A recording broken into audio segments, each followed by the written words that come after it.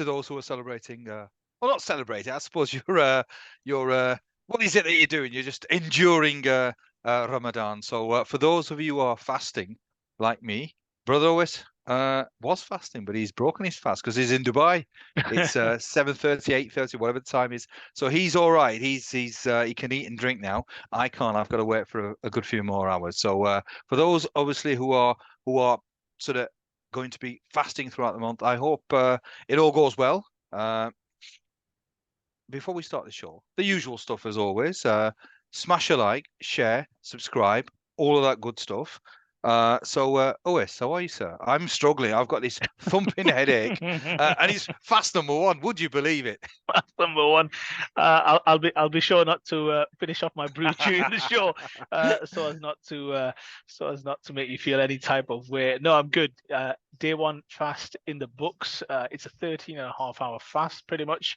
5+5 in the morning here until 6:30, which was the kind of sunset or a breaking of the fast time. So I had myself a little bit of food, feeling refreshed. How long have you got left, Ayub?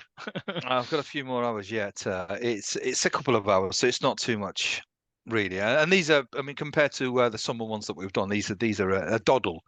But it's always the caffeine issue with me, and as I always do, I never sort of wean off before we start the fasting. So I'm really struggling at this moment in time with a thumping headache, which is purely based on caffeine withdrawal. But it is what it is. But let's talk about football. Let's talk about things that can cheer us up. Certainly, what cheered me up before you even ask is Friday, and then on Saturday as well.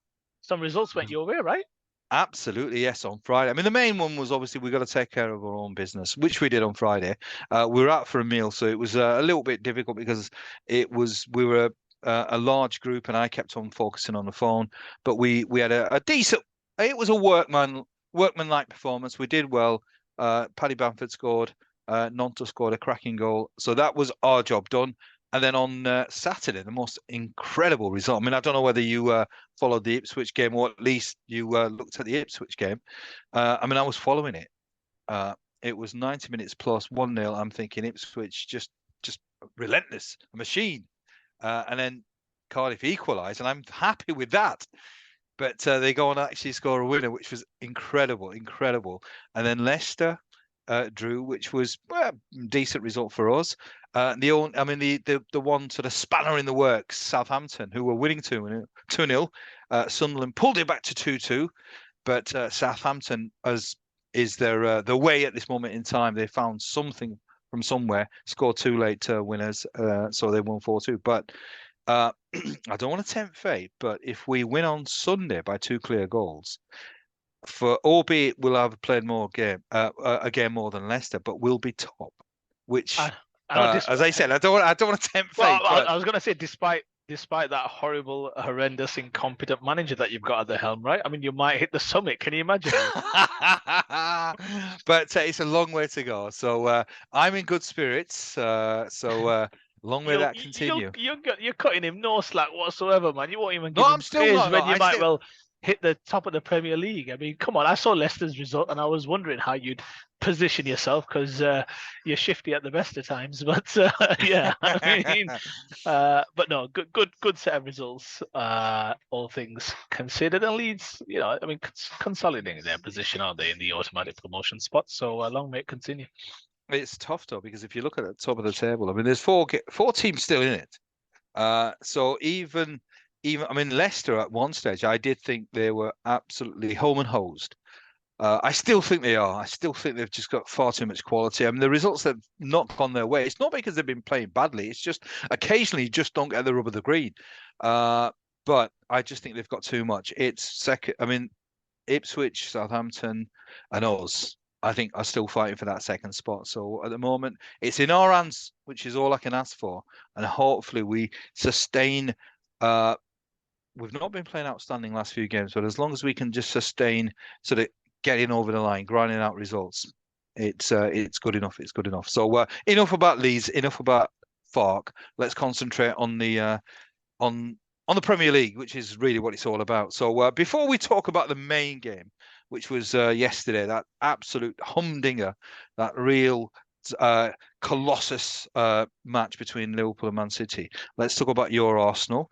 You did it again. You got the result. I mean, it was not as emphatic as you have been, but in the end, I suppose this is what defines champions. So just briefly, before we talk about the main event, just talk about the Arsenal and did you think it was a deserved win? Did you think it was always going to happen, or were you a little bit nervous? I presume you watched the game. Yeah, I mean, you say main event, you've been yesterday. I mean, the main event for me was Saturday night, so I don't know about you guys, but I mean, there was the other main event on Friday night taking place in Saudi Arabia between Anthony Joshua and Ngannou, and yeah, it was a weekend of a lot of sport. But I mean, look, Arsenal first. You're right. Let's just cover that, just because the game took place. I mean, they hit the summit, didn't they, on Saturday night? Arsenal, yeah, I mean, they've been in incredible form in 2024, putting plenty past lots of Premier League teams, breaking all sorts of records. You knew that this is normally how games go, right? It's not always supposed to be that way where you can win comfortably. I know you make it sound as though Leeds should be brushing everyone aside, to be fair, and anything short of a 4-goal victory is a cause for firing the manager. But look, I mean, look, Arsenal were going to come up against, and Brentford have been a tough nut to crack for them. Early on this season, it took pretty much a very, very late winner from Kai Havertz to settle the game. And here he was again making that difference. And I'll come on to him shortly. So I did expect a difficult game last year. If you remember the famous Ivan Toney goal, which shouldn't have been a goal, was given, and then they got the draw. Arsenal, for the most part, though, did deserve to win the game. I mean, Brentford offered not much, although they did have some opportunities in the second half. I mean, you might remember the Ivan Toney effort from pretty much the halfway line or just inside the Arsenal half. Incredible save from Ramsey. He pulled off another save, obviously, Ramsdale, I should say. Ramsdale obviously making the headlines, unfortunate for himself for all the wrong reasons for that goal just before half-time from Wissa. But look, for the most part, I thought Arsenal did deserve to win. It didn't feel as though the goal was going to come, although Arsenal were pouring it on. I did watch the game with a lot of Arsenal fans, to be fair, at the bar, and there was a lot of frustration growing at some of the perceived time wasting and what have you. But I mean, whether or not it defines champions, I'm a bit more kind of non-emotional in the sense of, look, in the end, you're going to have various different types of wins, aren't you? You're going to have comfortable wins, you're going to have hard-fought wins, and you're going to have a few maybe lucky wins, to be fair, where you perhaps didn't deserve as much. Arsenal, I thought, again, on the whole, on the performance itself, did deserve it. But once the minutes start ticking by you, when you're into the early 80s and what have you, you think perhaps this is where they're not going to quite get the additional 2 points that they pretty much needed going into the heavyweight clash yesterday at the at Anfield. So, yeah, I think in the end, deserve to win. Kai Havertz making a big difference, especially down recently. I think he scored major contributions with goals and assists in the last 4 games. Again, I mentioned he settled the game earlier this season at Brentford. No, incredible effort, incredible situation, the way they created the goal. And the only thing I will say just very quickly on the goal, you might not remember, but there was a famous goal that Arsenal scored against Man United at the Emirates when Abue crossed and Henry headed past Van der Sar. And when I saw the goal take place in terms of the 1-2 between White and Odegaard, the goal has a lot of similarities. Actually, it was the same end in terms of at the Emirates, same type of cross, same type of kind of flick header, if that makes sense. Van der Sar, the goal from Henry went kind of central. This was a bit more at the near post, but there's a lot of similarities. That one was also a late winner in a 2-1 win. So, I mean, look, it's incredible effort from Arsenal. I think that's what 8 wins on the bounce, is it? Are you in the league or what have you? So this is the kind of run it's going to take. You saw the performances of both teams yesterday. We'll come on to that shortly, but Arsenal deservedly, I thought, won the game in the end and had to win the game. I mean, they do play Man City next, so any dropping of points in this game puts you under huge pressure going into a game where they've not done well in previous years. So a good effort from Arsenal, great effort from Arsenal. Currently, obviously, sitting atop given the events of yesterday, but I thought on the whole, I mean, I don't know if you watched the game, or you, I thought they did merit the 3 points in the end, to be fair. No, you're right. They did. I mean, it sort of. I don't know. I mean, obviously, you're looking at it from the lens of an Arsenal supporter. Sometimes maybe there's a more apprehension, but certainly from my point of view, it looked inevitable. I just sort of felt that it was at some stage, irrespective of the time wasting tactics and everything that we're trying to do, that somehow that Arsenal were going to get a goal, because that's just what Arsenal do these days. They either blow sides away, or they'll find a way to win games. I mean, they've scored late winners before, so it's not that unusual. So it was a deserved victory from a Liverpool perspective. Obviously, it was a hammer blow, but you can't begrudge Arsenal a win when they've completely dominated the game, or at least dominated for large portions of the game. Right. Enough of Arsenal. Let's talk about the main event, as you said. Enough of the league topping Arsenal, like as if they just kind of let's just cast that aside. That minor detail. You'd sort of think. I mean, it was. I'm with you. Arsenal at home against Brentford. It. To be honest, really, I mean, it should never have been that close. So it was always going to be 3 points. Perhaps it was a lot tighter than people expected, but really the result was not a surprise. The game yesterday was full of drama, full of incident, cracking game again, a wonderful advert for the Premier League. And I don't know. I mean, as I said previously, that I would be happy with the draw, or at least for Liverpool, it's a must not lose.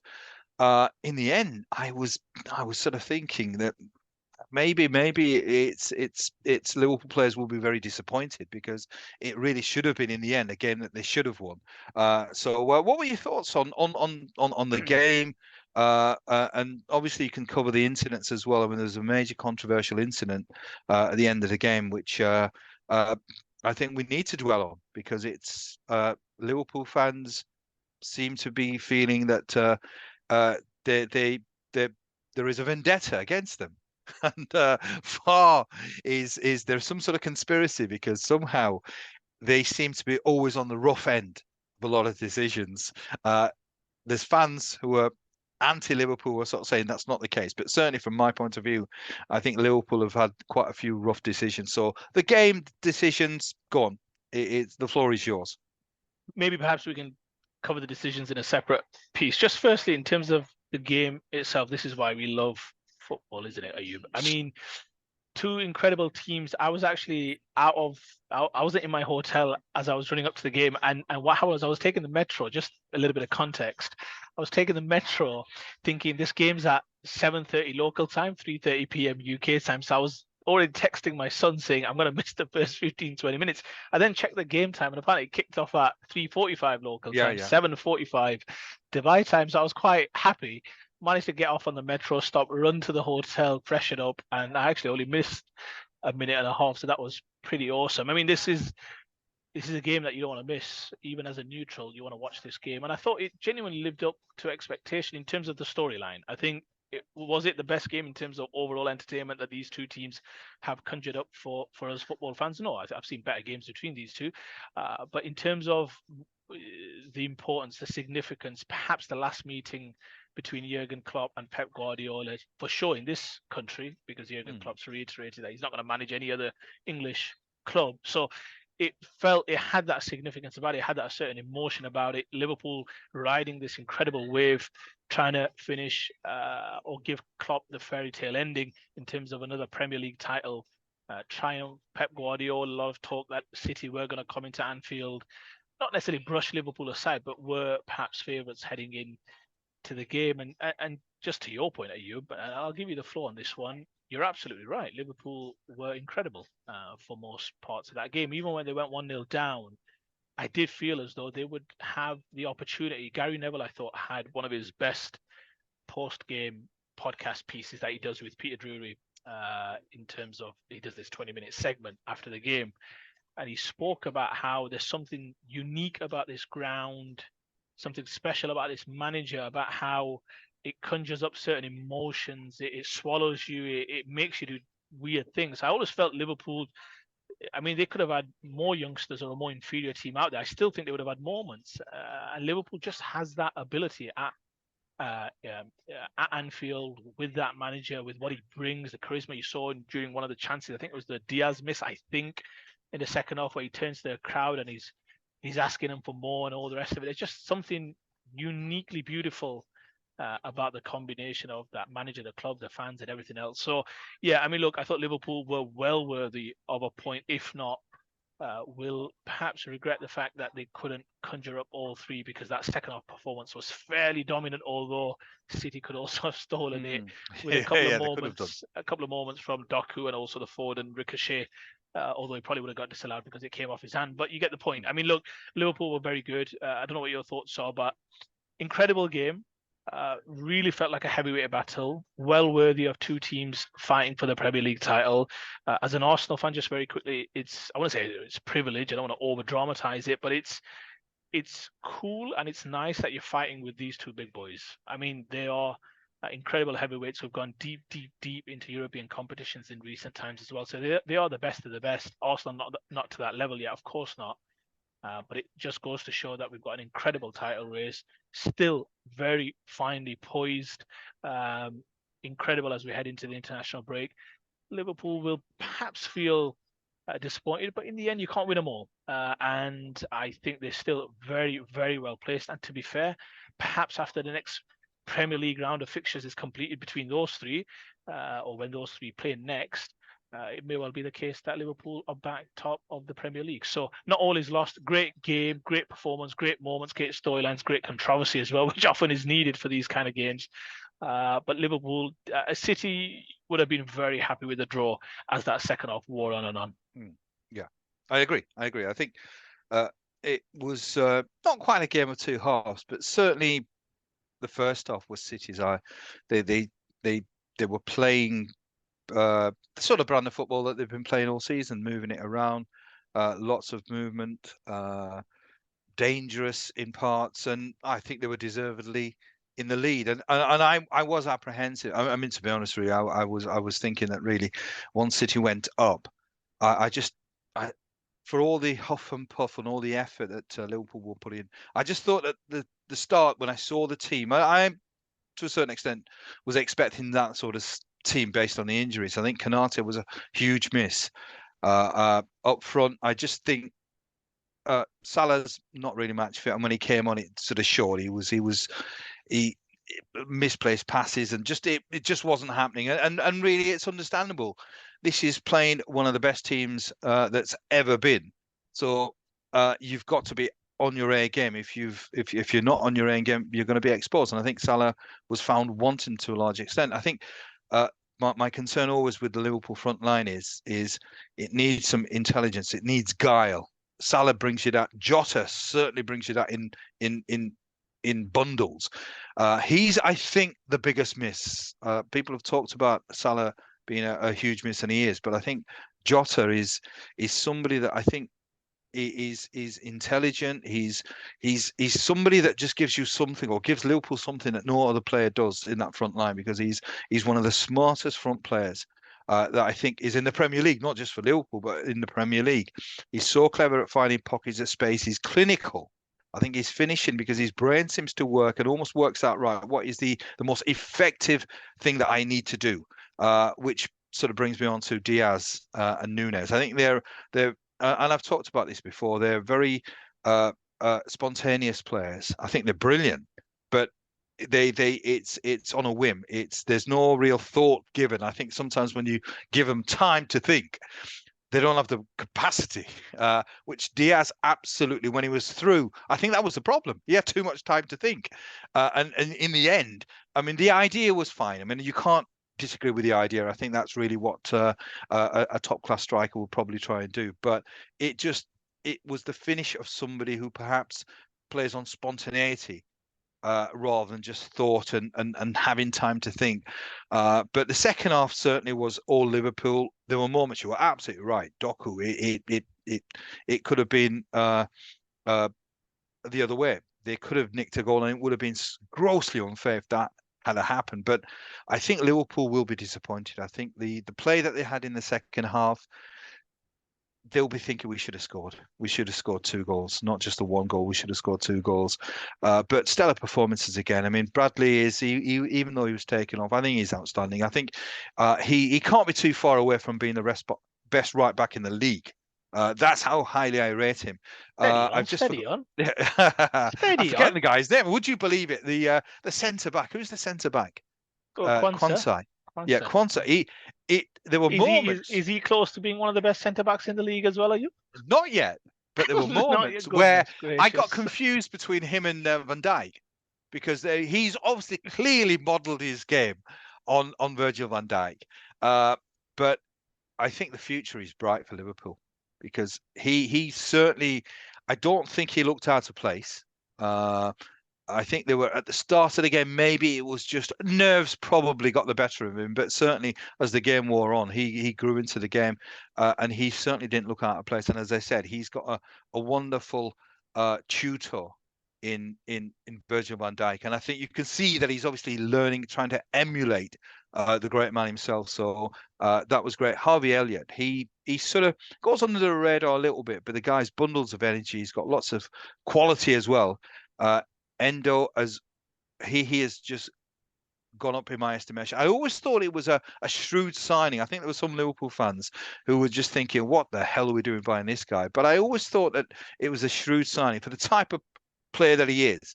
And I think he's been fantastic. McAllister is showing why he's worth what he is worth. So overall, Liverpool fantastic in the second half, but I think they'll be gutted that they didn't get the winner, which I think they deserved. It just would have perhaps given them even more of a boost. I don't know how they'll feel though. I don't know how they'll feel because at the moment, as the table stands, uh, Arsenal probably will be feeling quite confident. The game obviously is the Arsenal Man City game, but certainly in terms of the game yesterday, I think you're right. Man City in the end will be quite relieved of a point. Liverpool will be disappointed that it's only a point. Uh, it perhaps sort of makes it harder for them now because I still sort of think I place Arsenal as favourites. I say that, Really? but yeah, I do. I think that the way that they're playing, they've got. I think they've got more than enough to compete on purely on a footballing point of view. I think they can compete with Man City. There are not many teams that can compete when Man City are on song. It's a thing of beauty. The way that they move the ball around, I think, in terms of a team that can compete with Man City purely footballing terms, it's Arsenal. I don't think Liverpool can compete on that level. Only Arsenal. Uh, Yeah. The only go thing I go would go say, on. the only thing I would say to that, you is when you play against Man City, I don't think it's fair just to compare the footballing abilities of both teams. Can Arsenal match Man City in terms of their ability to play? I mean, look, I still think City are a better team overall, more cohesive, more refined, more well tuned. Have Arsenal taken steps forward? Yes. I don't think it's just simply a case of which team can go to the Etihad and play with City. Yes, Arsenal can play with them, but with that particular fixture at the Etihad against Man City, a team that ran you down last year for the Premier League title, I don't think it's just a football game. It's a game between the ears. And I think that's the question Arsenal have to answer, which is can you go to the Etihad and compete? Footballing wise, if the game was played on paper, fair enough. I think we'd all accept Arsenal can compete. They've been pretty good away from home this season. Mm. 3 games against Liverpool and Man City so far, they've not lost, right? Yeah. So look, the point I would make is Arsenal still have to prove that. And I genuinely believe that if Liverpool had won yesterday, and I mean this, if they had won yesterday, I think Arsenal would have been fighting for their title hopes in their very next league fixture. Because if Liverpool had won the next game and say Arsenal lose to City, which they have done at Etihad consistently, that would have been 5 points adrift of Liverpool without the ability to play against one another to directly take points off you. Mm. So the fact that they wouldn't have had any fixtures with Liverpool, when you have a deficit, you want to play against a team that Yeah, holds the lead. So look how this is what I mean about the margins right now. If Liverpool had got a winner yesterday, the second half as the game wore on, they would have been, for me, strong favourites for a Premier yeah, League I title agree. because they would have I put agree. distance between them and City.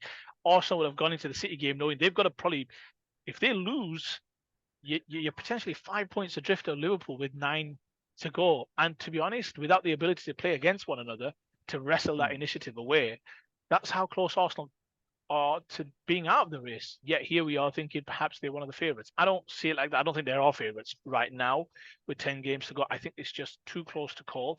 I think Man City still perhaps just because of past performance and past experience, you might still just fancy them to find a way. I think all 3 teams, or even aside from the City Arsenal game, I think all 3 teams will drop points. But yeah, look, just going back to the game, I'm with you. Liverpool second half, great, and just on that Diaz chance very quickly, you're right. I think it's a very astute point you've made time and time again, to your point, in terms of how he plays. It's not to say he can't finish. They can all finish to some extent when you're a professional player. But there is something instinctive and spontaneous about the way he plays. He plays on instinct. He plays. He's high energy. I mean, you saw some of the skills and the trickery and the energy yesterday. Much to admire about that player. But yeah, timed in he from the Salah pass. And once he's got time, he's probably perhaps he's trying to be too accurate, you would think. I mean, you're right. Nothing wrong with the finish. You've got to be accurate. Obviously, the Ortega was in nets by that time, but he's trying to be too cute, as in too accurate. And then the second one, when it comes his way, you feel like the first situation has played on his mind a little bit. So he's trying to make even more sure.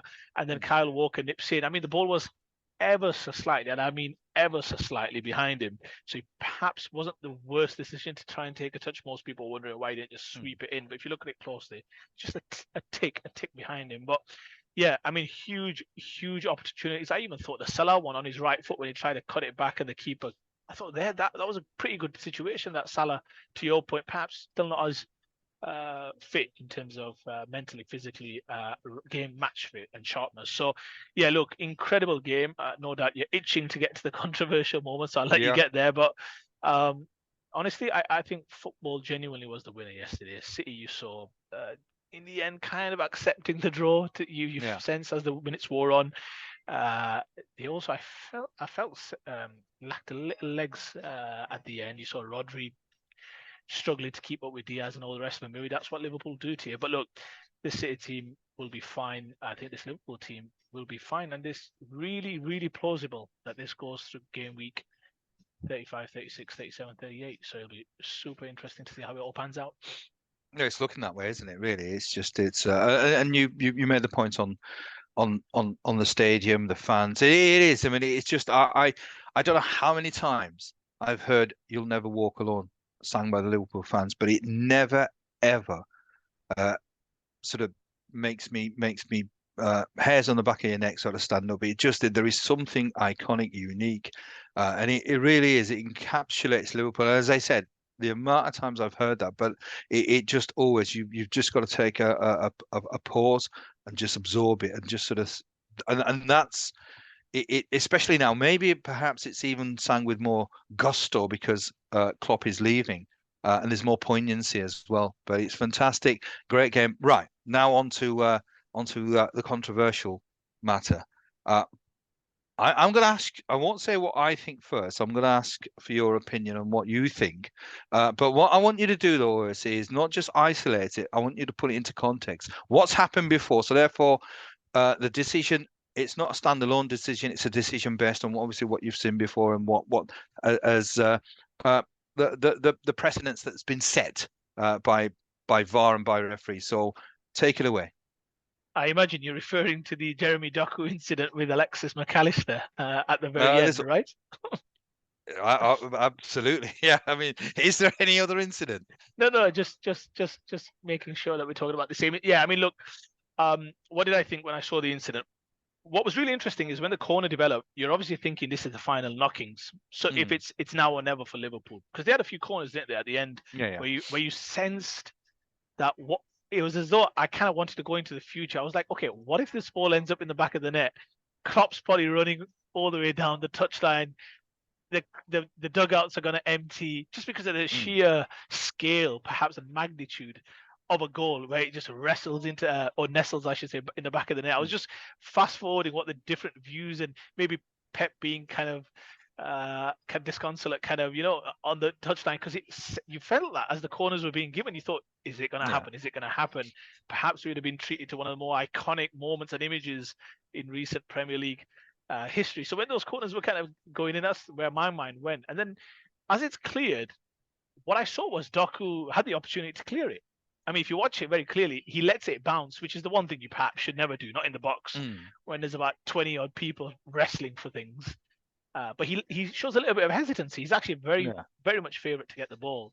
He then shows quite a bit of hesitancy. And let's be honest, he makes a very clumsy attempt at trying to hit the ball. I mean, you should be very careful when corner situation by default tells you there's a lot of people within a confined space. So anytime you raise your leg, you can't argue, oh, I didn't see him. I mean, there's going to be a lot of players in the corner area. The one thing I would say is I've only seen it, Ayub, to be fair, Genuinely, I've only seen it about two times. Once was live, so perhaps that's not a good indicator. I watched one or two replays and what have you. What I can see again, and I'm more than happy to be corrected. I'd probably go and watch it again.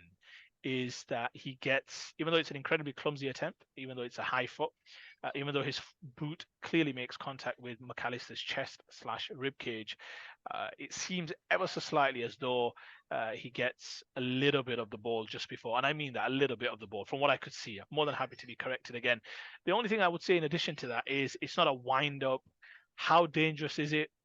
I question how much damage you're going to do to someone when your boot's not coming with a little bit of gusto, with a little bit of backswing into someone's chest. So there's various different, if we're going to go down that road, we have to scientifically kind of break it down. So it's more a high boot that lands in your chest as opposed to a kick or a swing or a Nigel de Jong against Xabi Alonso in the World Cup final, that kind of thing, where there's a little bit of force behind it, where you could do some actual damage.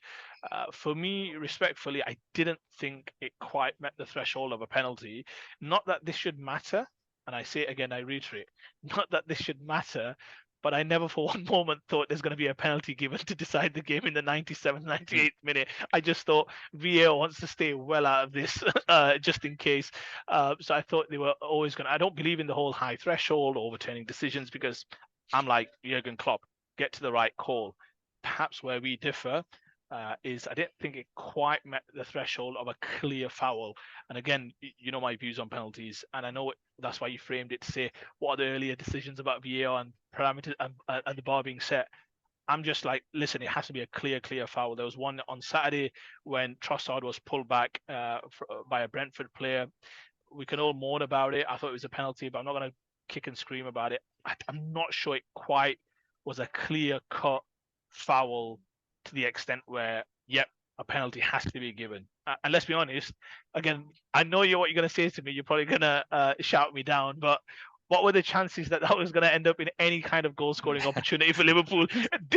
Zero. So, all right, not zero, but let's say 2%. So, look, the fact is, genuinely, I didn't think it was quite a penalty. And maybe I have a high bar anyway for myself. I'm trying to be consistent as possible. I thought he got the ball ever so slightly, and perhaps that's what saved him, as opposed to being a trip or a clear cut foul, let's say.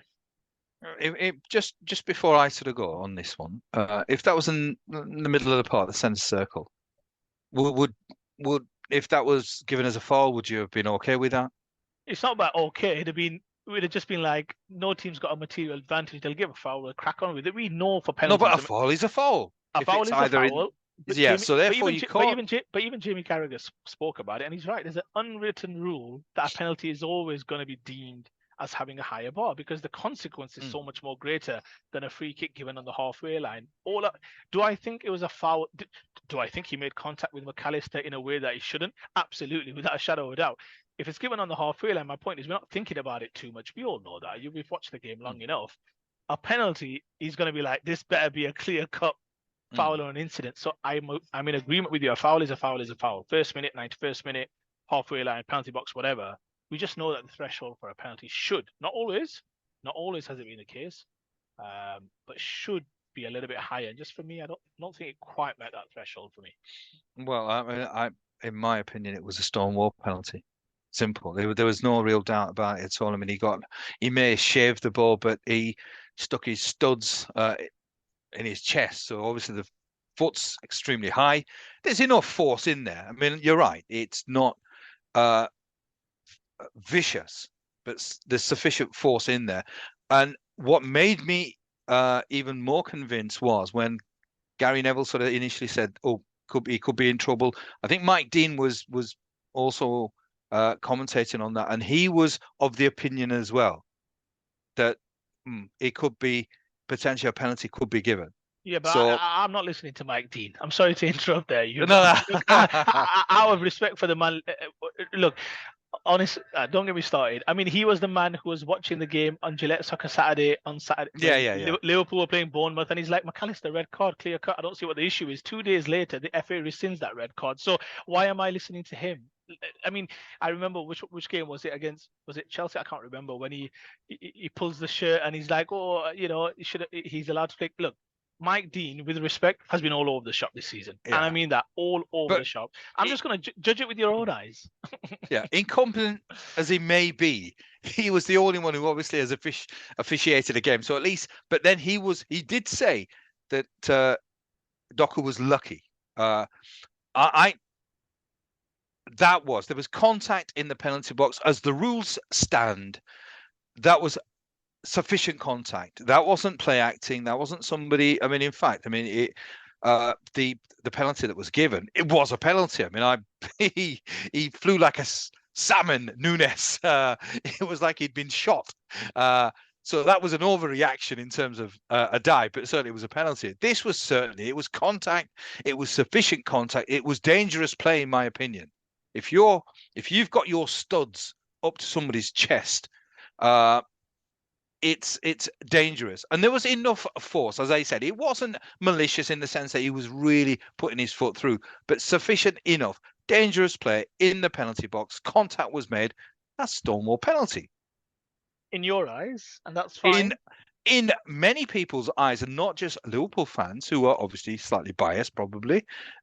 Most people looking at that, even Gary Neville, certainly he was of the opinion, if you asked him, he would have said yes, it's a penalty. Mike Dean, incompetent, yes, but he was obviously of the opinion it's a penalty. I've got a feeling many a referee would have no.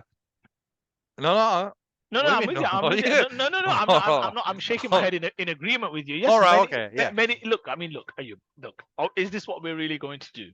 The point is, any decision, I don't need to vouch for all the footballing fraternity that's going to agree with one view or another view. My point is, any big decision in a big game is going to polarize, right? You're going to get many, especially a subjective one. So not like the Liverpool offside onside. You could be wearing United colours and you can't make the argument that was an offside or whatever it was. So the point I'm making is, when it's a subjective call, you're going to get, and when it's a bit more nuanced, which this one is, I think that's fair to say. I mean, you might say Stonewall, but I still think it's nuanced. You're going to get people saying it is and it is. It doesn't make one party right and another, because it's still a disagree on subjective that. call. I disagree with on that. I think it was quite clear cut. And the fact that VAR didn't even say, look, do you want to have a look at the screen? Now, obviously, that usually implies that it's given, Yes. but I was going to say. it was made reasonably quickly. I think it wasn't. I mean, I'm not sure exactly how much time they spent on that, but they bottled it. I think they bottled it. It was such a huge decision. If it was, I will tell you this: if that was Liverpool versus Sheffield United, Liverpool versus Luton, Liverpool versus Burnley, one of the bottom sides, that's a penalty. I think or it would have been referred. VAR would have said to the referee, Mike Oliver, can you go to the screen? I think maybe there's potentially foul play, dangerous play. If it was any of the poorer teams, because it was Manchester City, VAR, as whoever's in the VAR room, they've bottled it. I think that may well be, although you and I can't prove that. I think that may well be fair. I don't disagree with you in that respect. I think at that point, the VAR is thinking, as the game's ticking by, is thinking, let this not come down to a big decision where I've got to make a subjective call. And no doubt these are professionals who have to deal with the pressure. But the game felt as though, I mean, you could imagine being a human being in that VAR booth. So some might say, look, I don't care. You got to do what you got to do. And I agree. They paid professionals to make a call. What I'm saying is, in every single sport with high stakes, in a big clash, at the crux, at the final knockings of the game, any official is thinking, let this not come down to a subjective call, because you're not part of, you don't want to become the story. I think we can all accept that. So maybe perhaps you might argue, by not giving the penalty, they become the story, and that's fair. That's a fair observation. It's interesting that you and I, we both watch football, we both love the game. I didn't quite think it met the threshold.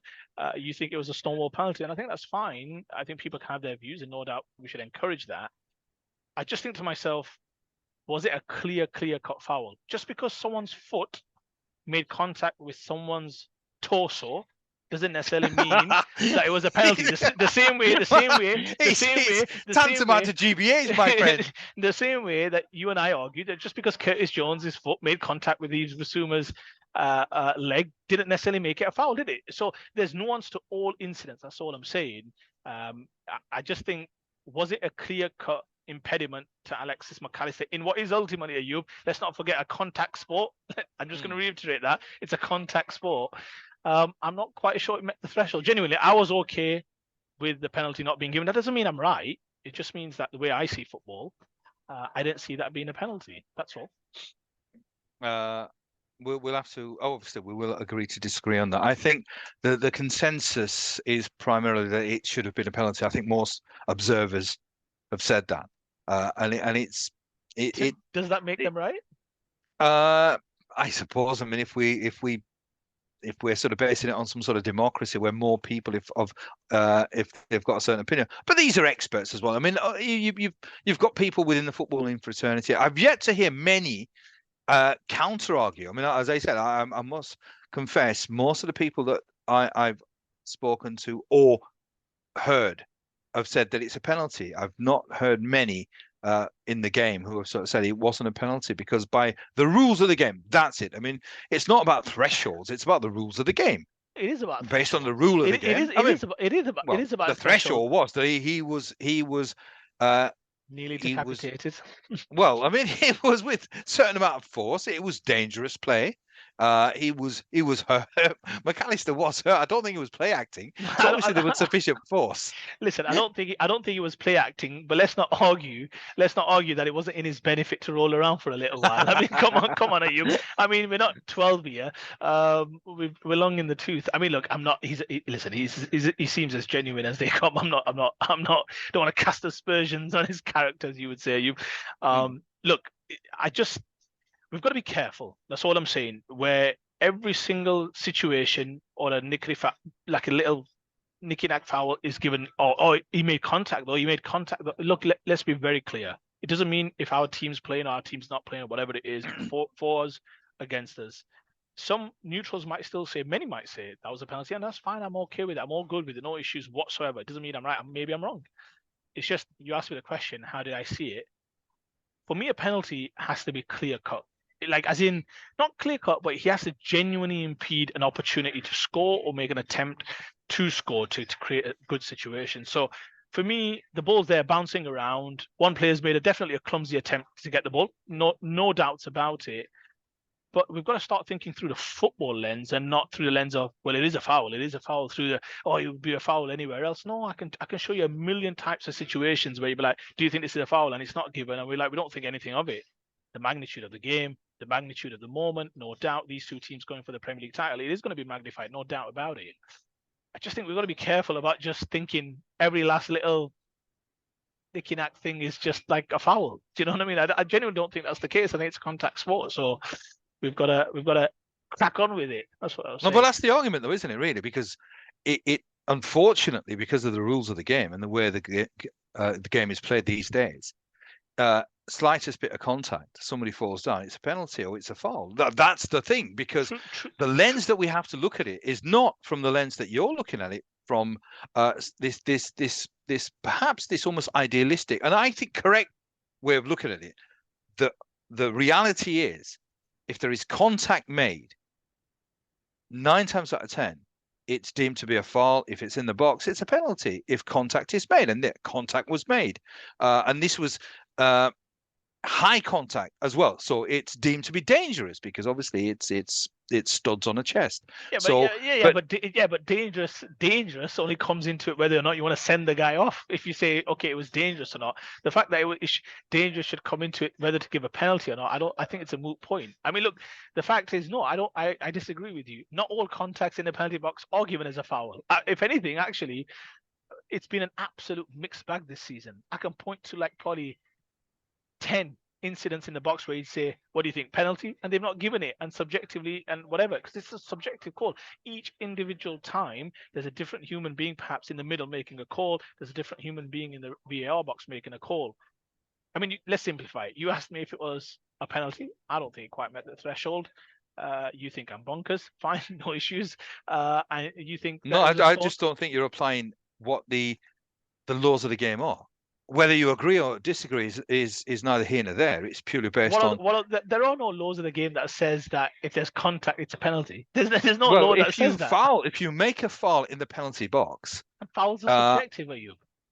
But again, it's not subjective, though, is it? Because it has to be objective. Subjectivity is just you can't referee a game on a whim.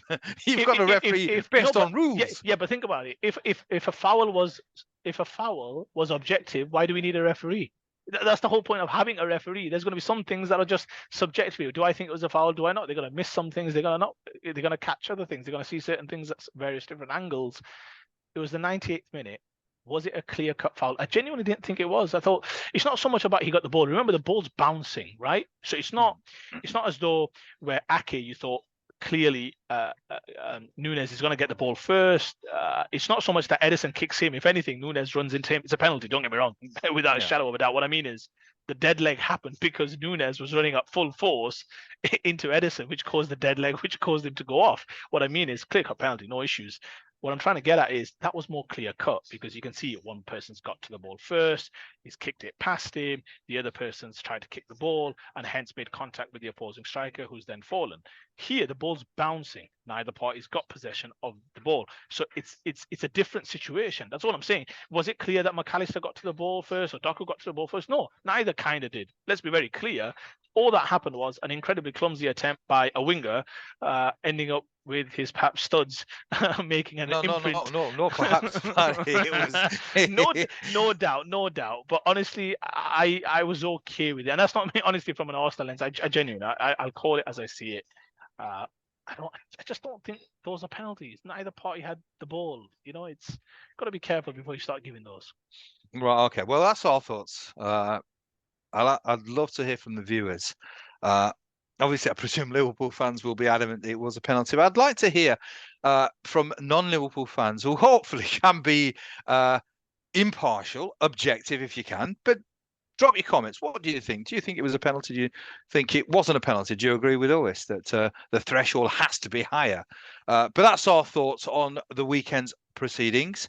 I think there's a cup game this weekend, isn't there? So I think the next big game is Arsenal versus Man City, or Man City versus Arsenal in a couple of weeks' time. But 3 weeks time. 3 weeks time. Oh, 3 weeks time, blimey, that's even longer. Right, but in terms of today's show, that's a wrap, folks. I'm struggling. I'm waiting for another couple of hours before I can eat something. But I think OS, you can enjoy yourself even more. So until the next time, stay safe. We'll see you soon. Ta-da!